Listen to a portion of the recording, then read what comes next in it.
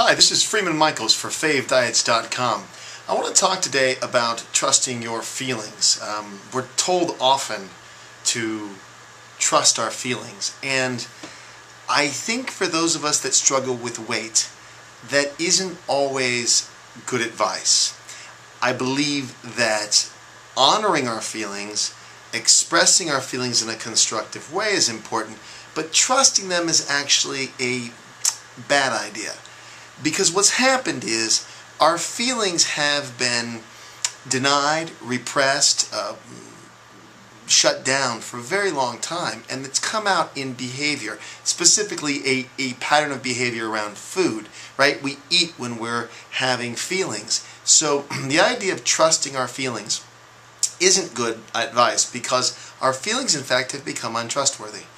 And what we really need to do is find healthy outlets to express our feelings, but not go on the ride.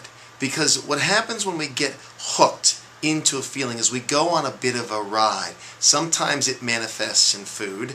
Oftentimes it's a little like a ball rolling downhill. We start on a feeling, and it's as if we ride the feeling versus observe the feeling and manage the feeling and find the outlets to express it so that the feelings aren't running our lives. So many of my weight release clients who I work with are run by their emotions, and the sort of answer that they often get, even when they seek help from trained professionals, is that they need to express their feelings. They need to trust their feelings. The express part I'm okay with, but the trust your feelings I'm really not okay with, because again, I think the feelings have become untrustworthy. So observing the feelings, managing them. Feelings aren't good or bad. Feelings are just information.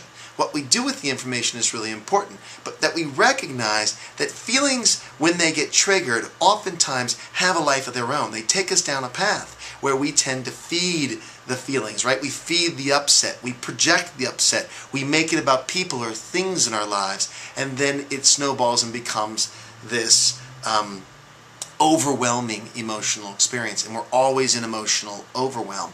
I know for me that was part of my cycle, part of the trick for me is I'd get tripped up in these feeling experiences, and I had to almost remove myself from that in a healthy way, where I'm observing it, separating, going, okay, how do I want to be with these feelings? How do I want to constructively express them so they aren't running the show and ultimately driving unhealthy behaviors, and in this case, unhealthy behaviors around food.